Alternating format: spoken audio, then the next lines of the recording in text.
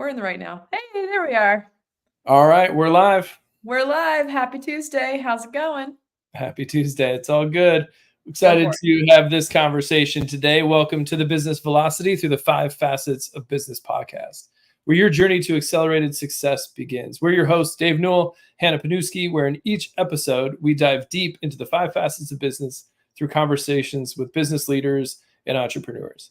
Whether you're a startup or a seasoned business leader, understanding how to harness these facets can transform your operations and propel your growth. With our guests, we explore actionable insights and share stories of real businesses that have achieved remarkable results. Let's unlock the potential of your business together and achieve business velocity. Hannah, who are we talking to today?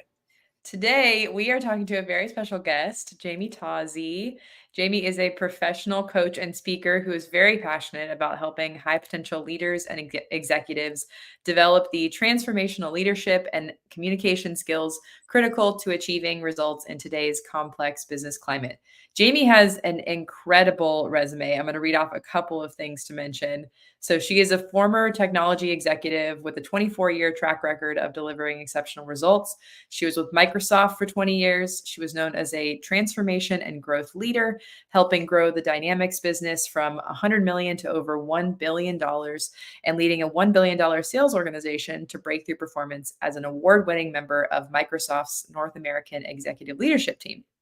She has also held positions in both audit and business applications consulting practices at PricewaterhouseCoopers. She coaches high-tech sector professionals. She also advises C-suite executives. Currently, she is a board member of 2 growth technology companies, Gladly and Innovate, as well as a large construction firm, Trident Construction. And she has some more exciting news. I'll let her share that with us today. Let me bring Jamie to the stage. Jamie, thank you for joining us. Hi, it's so good to be here. How are you doing, Dave and Hannah? Yeah, it's great to have you. Great to have you. So Hannah alluded to in the intro that you've got some exciting news. Sounds like you're launching something of your own. I am. I'm launching a podcast. It'll come out in mid-June. It's called Executive Access. Nice. And I'm really excited about it. I'm hoping between the 3 of us, we'll have 3 subscribers, and it's going to be maybe go from there. You will. Minimum 3. We will listen every week. We promise. Done deal. Done deal. We'll be there. Well, I'll kick things off here. A lot of your background is in the corporate world. A lot of who we're talking to is small businesses, entrepreneurs, and I know you serve on boards. I know you work with a lot of small business, and you just have such a wealth of experience and knowledge in leading teams, leading organizations. You've built incredible things, but a lot of your time is spent coaching. A lot of your time is spent working with executive leadership teams to help them, excel as leaders, but also to get things done in the organization. I'd love to hear, as you've been coaching over the last, let's say, 3 to 6 months, what are you hearing? What are common, man, I'm really struggling with X. I'm really struggling with Y. Like, just what are some of the things that are really percolating for leaders right now in your world? So many issues in the sort of the post-COVID timeframe. A lot of the leaders I talk to are trying to figure out the best way of bringing people back to work or letting some flexibility come in. And how do you maintain your culture with letting the flexibility come in? What if you don't and you make everybody come back to work? And what does that do for some of the alternatives that they have? So I think that's a really big one. In general, though, I tend to coach leaders and senior leaders who are in some type of major transition. Either they're new to an organization and the board has brought the CEO in to make some changes. One of my clients, for example, is a relatively new CEO of a very long-standing, phenomenal organization, but also they want that organization to transform. So trying to bring that change to it while still respecting the old.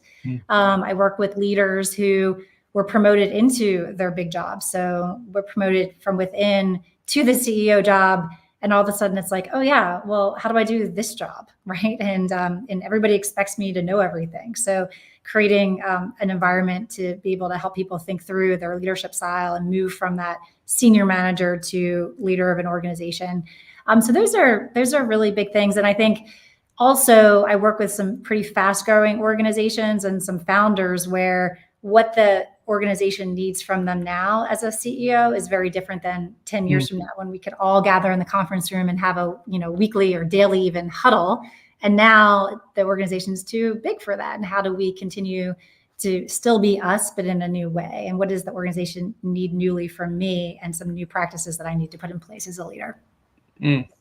Yeah, I love that. A lot of what I hear you say in that is, I feel like the world has gotten a lot more gray for leaders, right? Like, well, we could go left, we could go straight, we could go right, we could go backwards, we could go any number of directions.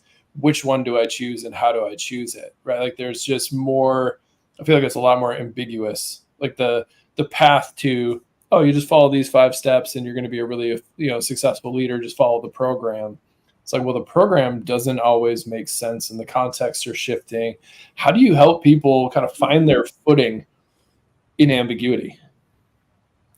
Well, I think as a leader, it's a couple things. One is, I do think as a leader, it's our jobs to create an exciting and compelling vision for the team that inspires and excites people. So I do help leaders think through, what is it that you want to see and that we need to see in the organization?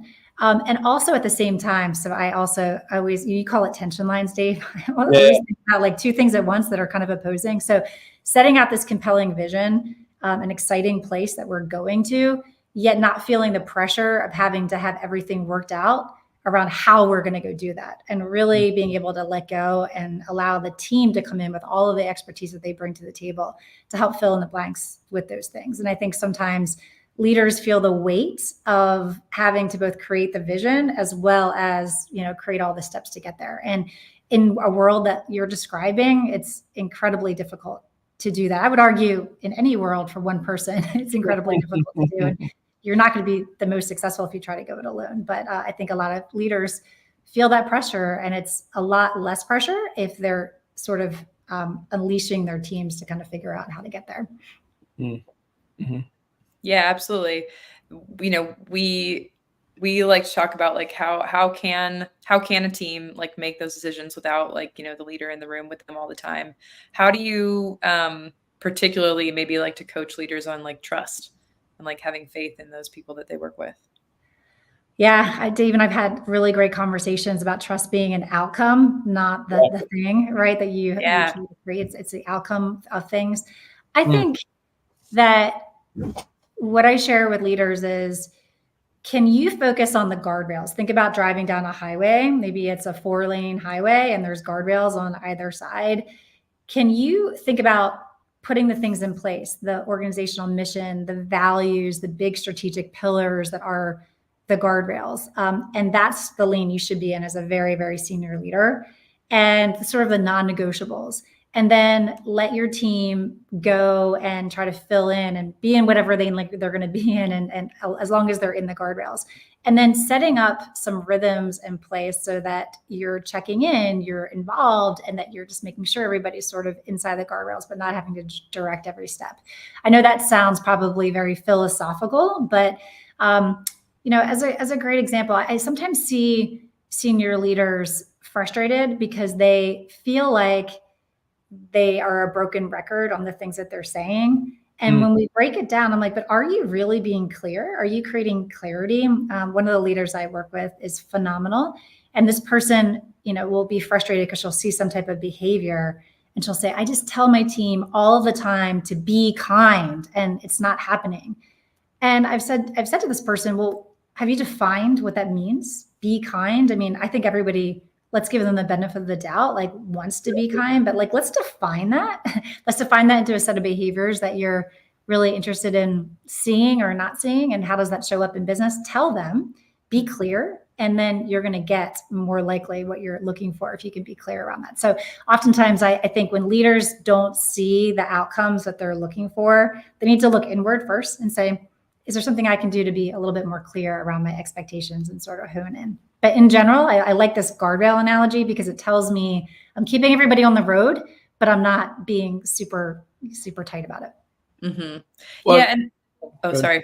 Well, I was going to say, I think there's such a delicate balance to strike with both of those things, with like, what guardrails are strong enough that they guide us in the right direction, but then also like, when am I over explaining, or when am I like being too specific? And I sometimes feel like I come across, people that we coach and that we consult with that aren't sure where to find that balance, aren't sure where to sit, in a nice kind of Goldilocks place of, I know I've been clear enough and I know that I have left enough room for them to like make decisions.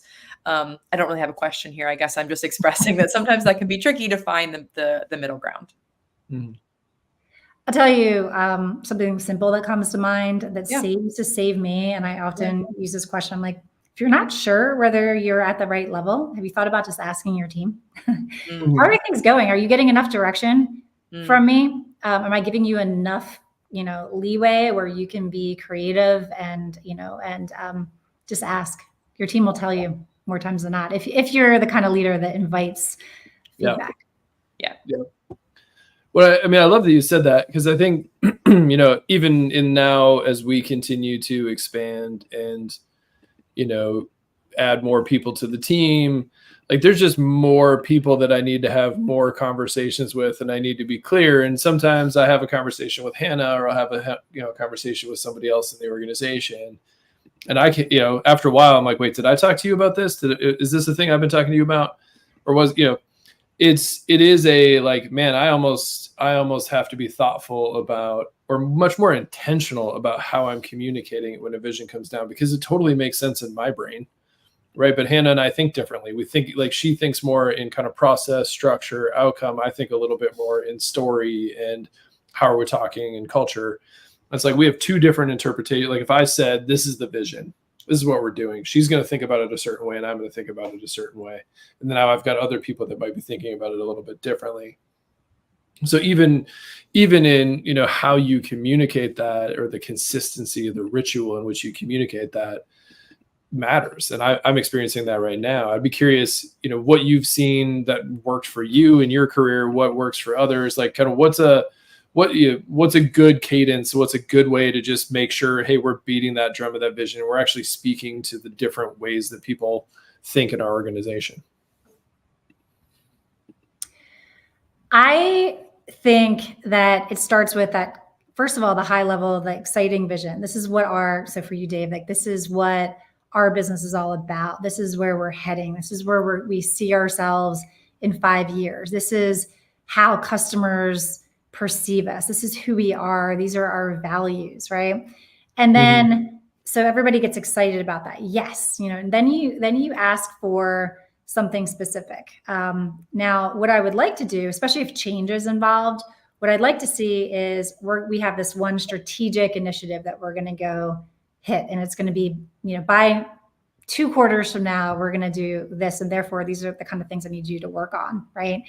And then this is where it gets operational. Then the rhythm in place so that it's happening. So like, how are you going to know that that's happening? I'll give you one example. This is more of a change, but it doesn't have to be like a check-in like this. But years ago, our team at Microsoft, we just launched the first version of our ERP cloud product. And there was huge inertia and momentum to want to go sell the on-premise version because everybody knew it. It worked. We had a whole partner channel that was comfortable with it.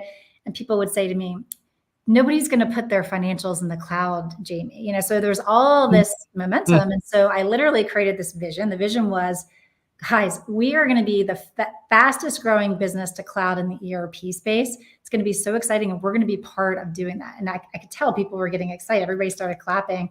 And I said, we're going to sell the cloud version every single time. And everybody's like, yay. And then the clapping kind of stopped. Yeah. And they're like, but surely you don't mean in this scenario or this scenario or this kind of company. I'm like, no, like every single time. In fact, you're not allowed to sell on-premise anymore. And that's the only way we're going to get to this great vision. And by the way, if you feel like you can't sell cloud, then, and here's where the operational hook comes in, then you just need to come tell me why. Because I need to go tell the product team that they need to fix it, or maybe let's identify this as a training issue, or maybe I just need to be educated on why it's so difficult. So a little bit of pain, a little bit of like, okay, I can't sell on premise unless I go tell Jamie. And they did. They came to me, and it took some time. But man, did we knock out problems? Did we knock out training issues, problems with the product, training issues? And that year, we sold 74% of our new business in the cloud compared to the rest of the world outside of the US selling 4%, right? So something very focused, I guess is the word, exciting vision and the guardrails in place. Like, this is what needs to happen, and the will to see it through operationally. I think that's how I connect the dots all the way through. I mean, I love what you just said, because it has you have a guardrail on both sides of the road, maybe is the way to think about it, right? Like, you have one, which is like, this is where we're going. So this is the guardrail on this side, and this is what we're not doing. Like, we are not selling on premise. And if that's where you feel like you need to do, I'm going to push you back to the other side of the road. Right. So like, I think one of the keys in strategy that often gets underplayed is strategy is about what we're doing and what we're not doing. It's just as much about, we are not doing this anymore. Like, no longer this thing, right? As opposed to, hey, our new strategy is to do what we were already doing, just more stuff on top of it, and more things, right? That's not actually strategic necessarily. That's just action planning. So I love that you kind of put the juxtaposition of like, we're doing this, but we are no longer doing this. We are transitioning from this way of thinking to this way of thinking. But having that creates that tension. It creates that tension in the space of, oh gosh, I don't have the safety net to go back on it. And it takes a lot of courage to stand in front of a room and say that, right? Like, you're putting the best part, and don't miss this. Yeah. I mean, don't miss that as the leader. I had no idea how we were going to do it. Like, absolutely no idea. There were far more experts in the room. All I knew is that if we didn't focus on it and really try, we definitely weren't, because there was too much, pain's not the right word, too much discomfort in getting it right. Right.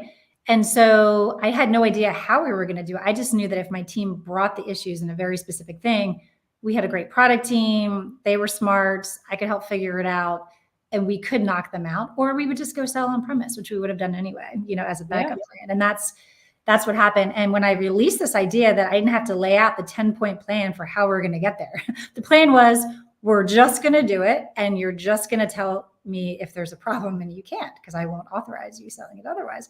It was very simple, and it worked. And the team really rose to the occasion. But I also think that without that exciting vision of this team being that, trailblazer team, which they really, really, I think that really spoke to them, I'm not sure it would have been as exciting for them to do so. Yeah.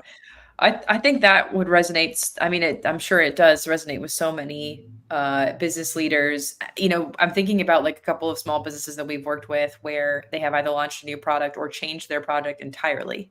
I mean, that happens so often when you're a startup or you're still in those first few years of business life, that you think you created like the best thing ever. And then, oh, wait, there's a V2 that's like the best thing ever, but it's so different than V1. We have to make a hard right and really push for it to see if this thing, has legs.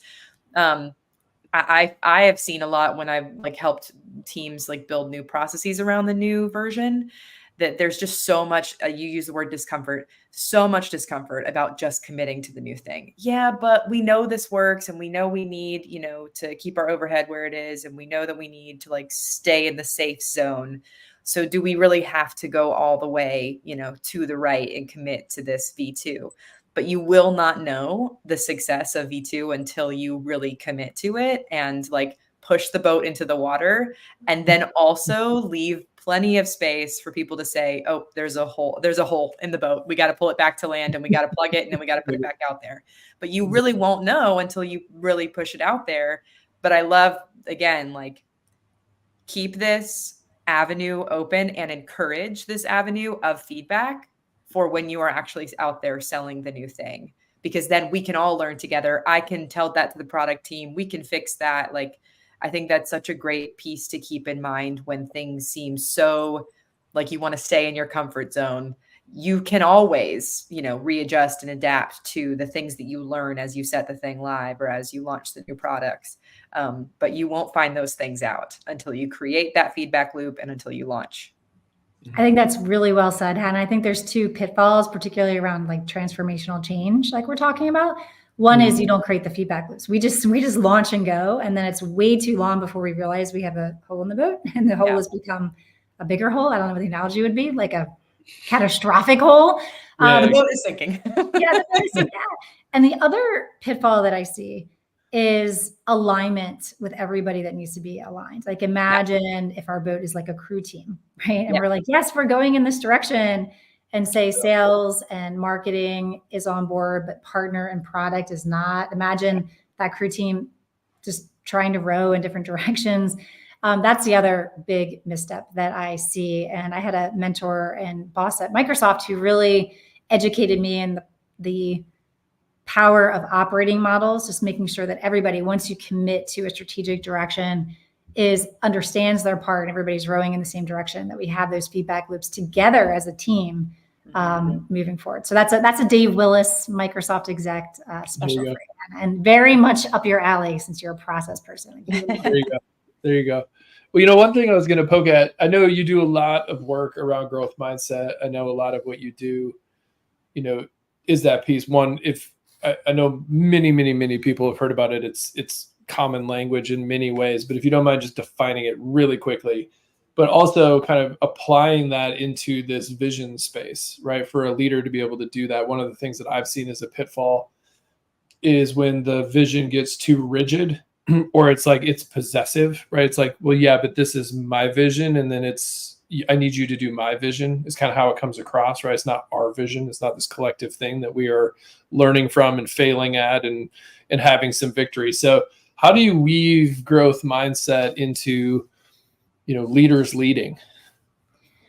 Yeah, I am super passionate about growth mindset. I wasn't going to bring it up unless you did, because I feel like that's all I talk to you guys about. But so growth mindset is very simply, and Carol Dweck is the she wouldn't say she found it. She says she would say she discovered it, but her book is great. Growth mindset is simply this idea that being in a mindset of growth and learning is essential for all great things. And so that anybody, any team, any person has the ability to learn and grow and get better no matter what the situation is, if we just apply that sort of mindset. And it's the opposite of a fixed mindset, which is more of a know-it-all. So know-it-all versus learn-it-all. And the way that growth mindset fits into, I would say, any business professional anywhere would be, but especially a leader, would be this idea of, I do think your team looks to you to create that vision, right? You can't lead a team if everybody's sort of aimless. But if you have a growth mindset as a leader, you'll be very convicted about your vision, but you're not going to hold it so tightly that it can never be changed. You're holding it loosely so that as new information comes in, as you're listening and learning and hearing new things, you're saying, you know what, we might need to adapt this a little bit. We might need to change course a little bit. We're learning and we're growing. And that, I think, is everything, because your vision might be largely correct. And usually the vision is pretty good on track. It's the how we get there, or maybe new information. So I had a leader on my podcast that I taped last week say, as a leader, you have to be willing to fail and willing to maybe even look a little silly from time to time if you're truly going to be putting yourself out there and leading. So I think growth mindset, when you're truly in a growth mindset, you're saying, what more can I learn? What more can I learn? And then if that's really your mindset, you have to be willing to change and adjust your direction a little bit. Yeah. It's interesting. I think about, Hannah and I were just having this conversation with somebody else not too long ago about, it's one thing to say you have a growth mindset. It's one thing to commit to that when things are easy, right? But you're talking, like you mentioned at the outset, a lot of where you come to meet organizations is places of transition, and places of transition, whether that's leadership transition, or we're transitioning a certain mentality, or we're transitioning a certain way of operating to something else, right? Like there's a lot of uncertainty that shows up in those environments, and uncertainty often means tension. It often means pressure. It often means difficult times, right? And from a culture perspective, we like to ask the question, what's it like around here on your worst day?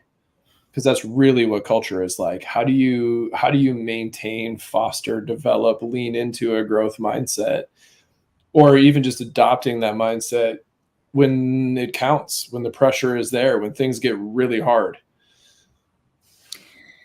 Well, I mean, I once presented on growth mindset. I wish I had this slide in front of me, but I talked about growth mindset killers, right? Everything you just described: high stress, bad things happening, somebody challenging you.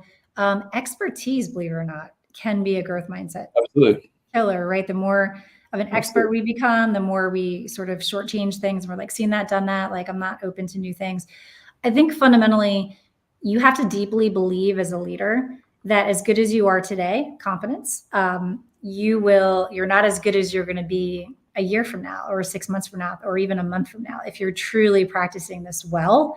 And also this idea that, people are watching, people are seeing, are you that cool, calm ship captain? I don't know if I ever told you this story, but one time I was on this cruise ship and we were in some really, really bad weather. I mean, I was sitting in one of the main areas and the chandeliers were going crazy and people were screaming and huddling down and really nervous. And all of a sudden the ship captain just calmly walked through. Hey, everything's okay. We're just going through a bad patch. We'll be better soon. And I thought, oh, he's not even behind his, what do you call that? The deck or something. But imagine if he would have been running through there, make way.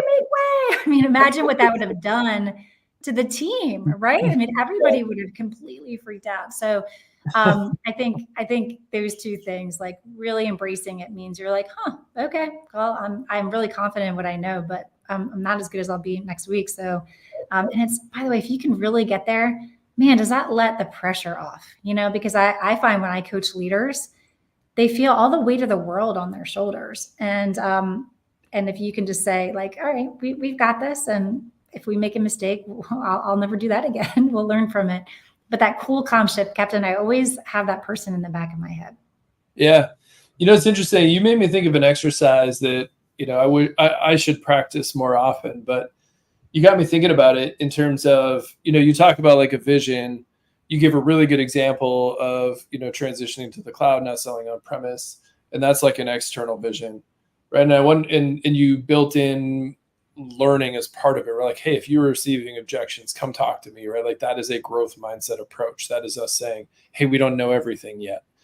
I'm wondering if there's some value to thinking about, even for a leader themselves, to say, well, what do I know now about this vision? Like what do I have as concrete, pretty, clear evidence and knowledge and expertise? And what do I not know? And what do I hope to know by the end of this process? And even just stating, this is what I want to know by the end of it. These are the answers I'd like to have. These are the things I'd like to experience. These are the things I'd like to see. I wonder if that helps operationalize it a little bit in terms of thinking about like, how do I bring this to the team? Like, what do we want to know together? Because you didn't know everything when you leaned to that vision. I think that takes a lot of courage to stand up and say that in front of a room, knowing, hey, I'm the leader in this room, but I don't know everything. I think that's vulnerable. I think that's really challenging to do. And I'm wondering if it's helpful, or if I'm curious your thoughts on that as an experiment, as an exercise. I mean, I love it, right? I'm trying to think back, because it was back in like 2015, that story. You're almost, as a leader, you're throwing something out there. You have to check, like, is my team really with me? Are they, or are they kind of like, sure, Jamie, okay. And they're going back to their desk and not doing the thing, right? And so I love what you're saying, because to put a process in place like that, I did not do that. Would have been helpful. What I probably did was check in with some influential people in the group, my sales team, my sales leader. What do you think about that? What, do you think you can get on board with this? What's going to be the biggest challenge in your way? That kind of thing. But it was all like one-on-one, right? Yeah. I do think you're bringing up something that senior leaders need to think about as they're trying to drive change in their organization. One is you're that next level, there's sort of mid-level leaders, or those very influential, individual contributors. Are they seeing their role in that leadership? And if they're not, they could be undermining what you're trying to, and the organization is trying to achieve, without even realizing they're doing it. And the reason why I see that is because when I coach mid-level leaders, most of them don't even realize the power that they have in the organization. It takes a mental switch to one day wake up and be like, oh, I'm an influential leader. I don't care what my job title says.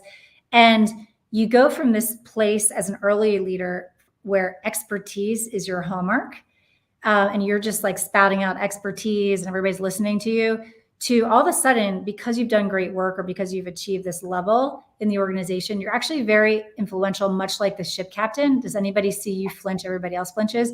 But a lot of times when that happens, people don't even realize it. And so as a senior leader, I would say, do your influential leaders understand the power and influence that they have? Because what you need them to do is to publicly say, okay, we've got this. I have some questions. I have some questions. I'm going to go talk to Jamie about it, but we've got this. And then come to you privately with all of their issues versus going back to their team and inadvertently saying things like, I don't know what she's talking about. This is crazy. No, we're just going to do it our way. Right. And I think sometimes there's bad actors in that, but a lot of times they just don't understand their influence. Yeah, that's interesting. No, what you were just saying kind of reminded me of something. I had to like write it down that like, I think the what's the right word? The subconscious, the things we don't say, the subtext of things that we don't say as a leader are even more influential than what we actually do say. Because while we like to think that we are thinking beings having an emotional experience, we are emotional beings having a thinking experience. And so much happens between people, either over Zoom or in a room, that is not actually said. And if you can become aware of that as a leader, if you can know how to ask questions around it or how to present yourself to affect it, there's so much power in that. And I mean, it just comes from studying all the things that you've shared and, you know, the years of experience that you have, but also for anyone listening who's a leader of an organization, to remind yourself of that and to keep studying all the unsaid things, you know. You know, the question I love to ask around that is because when you throw out some new direction that might be scary, exciting, but a little scary or just different, the well-meaning people in the room that are highly expert might start thinking around the negative. What are all the reasons why that won't work? Or what they're saying is like, what are all the things that we need to solve in order for that to happen? And so in order to flip your team, you just say, I know, it's crazy, right? But you know, what would need to be true if we were to do that? What would need to be true? And then all of a sudden people will tend to shift into a positive lane. Okay, well, what would need to be true is our partners would need to be on board. Okay, well, what would need to happen for our partners to be on board? They get paid more to sell online. Okay, so should we change our compensation structure for our partners for the next 6 months? You know, I don't know, just making things up. And you can generally tend to get people in a better place. Absolutely. Yeah, absolutely. Well, thank you so much for joining us today and having this conversation. I know you had mentioned before we started recording that you are the mom to some really powerful kiddos who are entering the workforce. I wanted to kind of give you a chance to speak to that experience of like launching them out into the world.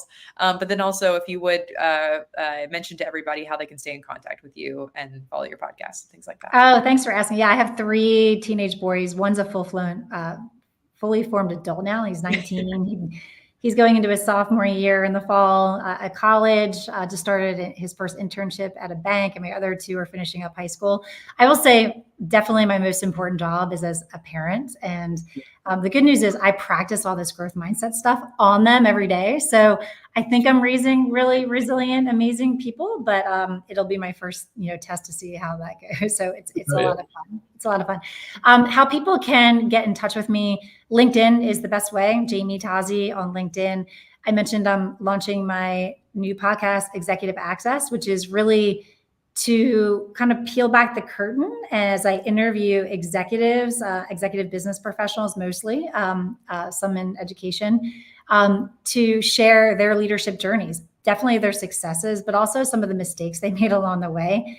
And it's really designed to encourage leaders of all levels. If you're starting out, you're going to be like, okay, they seem untouchable, but now I understand what's going on in their mind.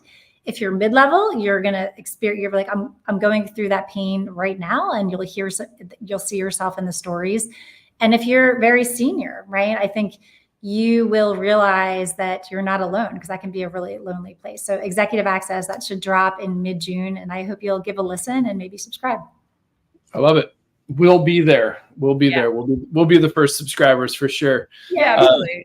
So we are live streaming each of these episodes as we record. Our first episode, though, will be live on Spotify and Apple Podcasts on Monday, on June 3rd.